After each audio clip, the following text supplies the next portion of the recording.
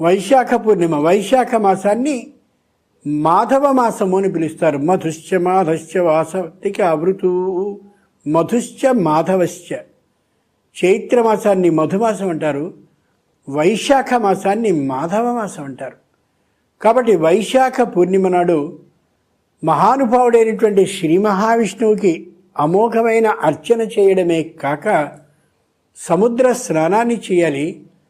ఆ కా మా వై అంటే ఆషాఢం, కార్తీకం, మాఘం, వైశాఖం అనే 4 పూర్ణిమల్లో వ్యాసుడిని పూజించి వ్యాసుడు వ్రాసినటువంటి మహాభారతాన్ని కానీ, భాగవతాన్ని కానీ, భారతంలో ఉన్నటువంటి శ్రీ విష్ణు సహస్రనామాలు, భగవద్గీత వీటిని అధ్యయనం చేయాలి, ఇతరులకి చెప్పాలి.